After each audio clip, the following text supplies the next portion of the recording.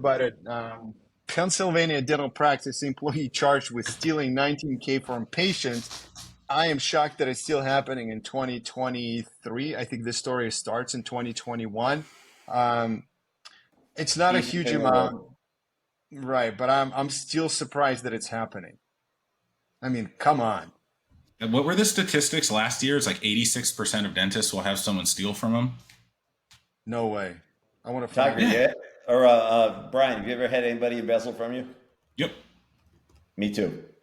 That's 100% the Wow. dentist on this call. I had an employee call out sick. We had surgery scheduled with my periodontist that day. We called the temporary assistant. She stole money out of someone's purse, the patient's purse. Mm. No way. Yeah, That we is so we had sad. someone embezzle. As I talked to people I knew in my coaching group and other doctors I knew, everybody either had been directly stolen from or knew someone who was a good friend who had. So no more than 1 degree of separation. It's so common because it's so easy to do because we trust our people, we work with them every day. We don't tend to have a lot of systems in place to double check and triple check things.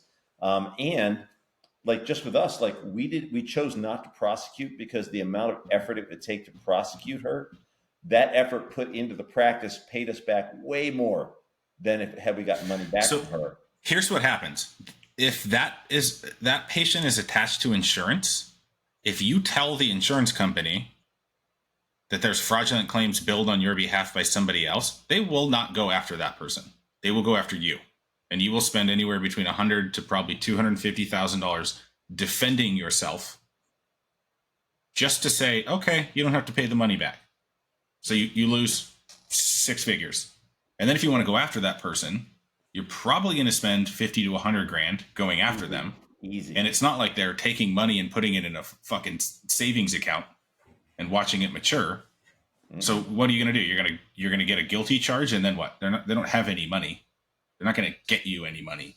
So it's pretty set up to allow it to happen almost. Well, Brian, Well, you're I a rich also doctor, so you should be okay with this. Totally. Just there's a just percentage you're bleeding cash. expecting to lose. Yeah. No, to that point though, too, I think there's just so many dental practices are hard, and there's so many areas of a dental practice that docs are just unaware of. I've done a couple webinars with Dr. Summer Katzmel, and not understanding billing, not understanding claims, not understanding insurance, and how your front office runs. Like, you're just setting yourself up. Like, and we were talking about it in the context of docs don't necessarily understand how long it takes to get an EOB on the phone, versus, let alone understand how all the billing works. So it's just like such a prime opportunity to be screwed over. And so it's another thing to have to understand and do, but you just have to dedicate some time to understanding your front office and billing. It's just essential. Even with that, it ultimately the thing that like chaps my backside about this, I can say that because I'm in Texas now, is you ultimately still have to put trust in your front. And a lot of times the people that are going to be shitty enough to steal from you are the people that are conniving and smart enough to, like we were talking about earlier with hacking and all of this stuff. They're going to be smarter than you, and they will find ways to do it. And that's what really sucks is you're like, I'm putting you in charge of my money and patients' money, and I've seen the way that it happened to me, but I've seen and talked to other people, and I'm like, holy cow, like that thought never would have crossed my mind. That person's kind of a genius. Yeah. But the also amount a of effort that goes into the fraud is mind blowing. Yeah.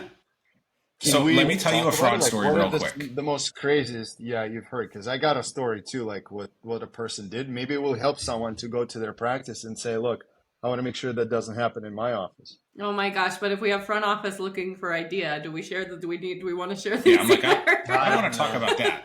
I want to tell you about a stupid fraud story though. In New York, so I had started a study club, and I had 6 people in it. And I was looking for assistants, and I was talking to everyone, and I'm like, where do you guys find assistants? Where do you guys find assistants? And so they had recommended like a couple of sites. I tried one of them. I had someone come in for a working interview. She was awful. She maybe one of the worst like dental assistants. And the whole time she's talking about how good she is and these doctors that she knows and the people in the industry that she knows and all of these things that she does. She was awful. And at the end of the interview, she like literally like ducked my conversation and like ran out the front door. And so like I went and like to the front and I'm like, hey, where did she go? I was going to talk to her. And they're like, I don't know. She just ran out. And I'm like, did you pay her? She's like, no, she literally like, she's like, I had the check in my hand. She just ran out.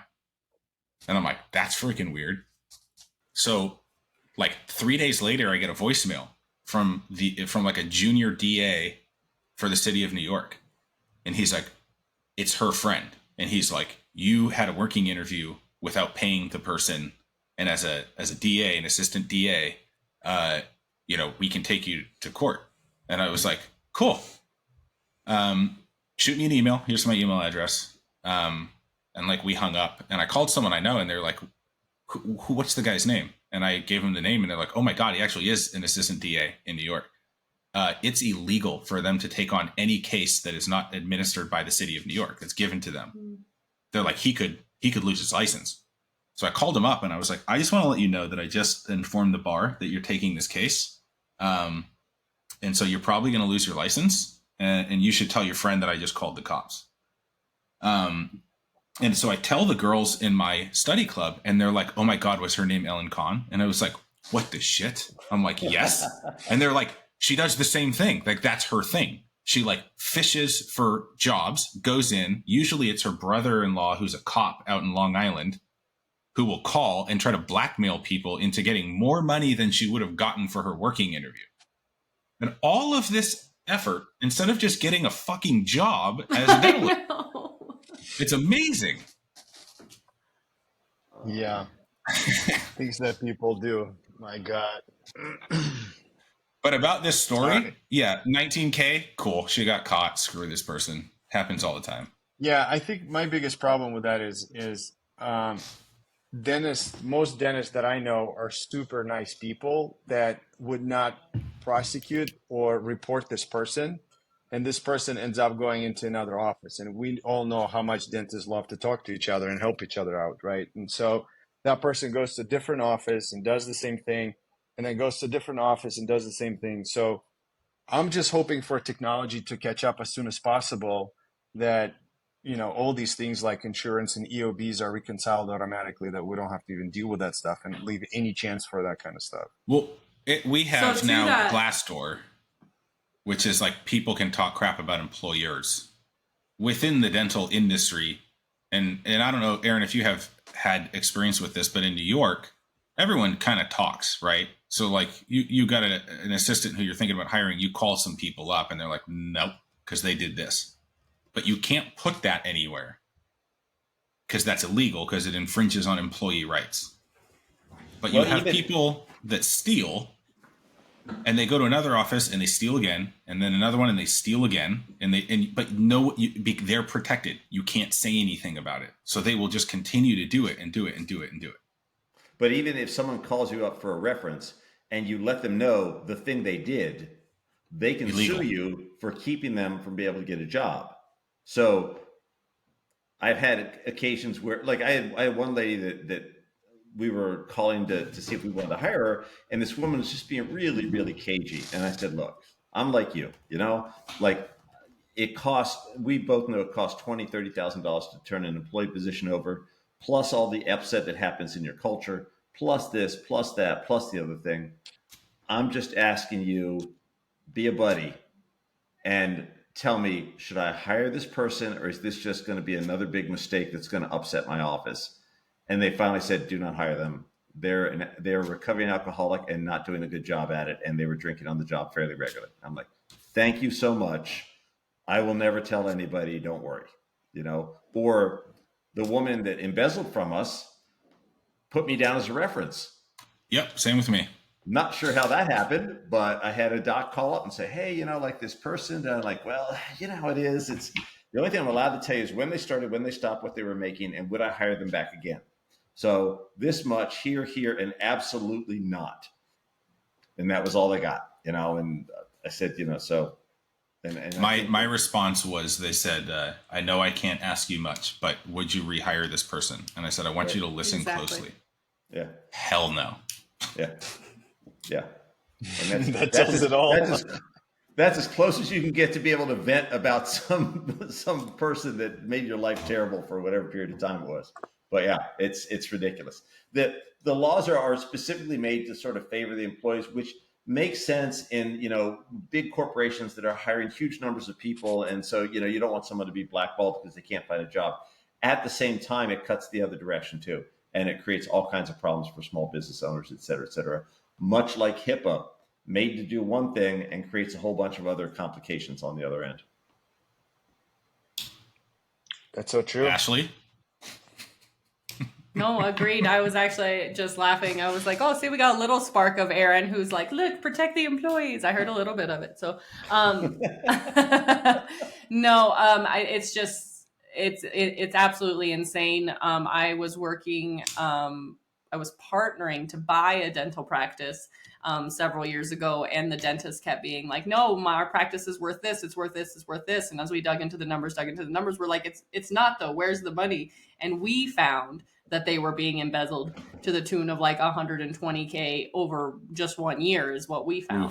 And to that point as well, they couldn't, there was only one DA or whatever it is that presses charges on this type of crime in Arizona. So they weren't going to be charged for like 2 years. And yeah, they weren't allowed to say, if anyone called for references, if they were to disparage them, that would have been on them. They cannot tell anyone what she was doing. And it was just absolutely mind-boggling that, again, that they were, the amount of effort that they put into the crime when they could just get a job, like just do it right, like you could, and then you could just sleep at night. You know what I mean? I feel like Ashley would agree with me. On our side of things, what this goes to show is that you should check references. And there's a lot of ways of having red flags. Somebody saying, absolutely do not hire this person is a red flag. But leaving a voicemail to check a reference on someone and not receiving a call back, probably a red flag. But how many dentists out there are checking references when they're hiring someone? Absolutely. Check references and ask, don't just ask to check references, ask to follow, can I follow up with your previous employer? That's the one you want to ask to. And sometimes it's no, and sometimes there's circumstances, but like, do you have a previous employer, previous supervisor I can follow up with? Not just, Tom, Dick, and Sally, your friends you listed as That's references. The whole art of the interview too, right? They're like, let me talk to your previous employer.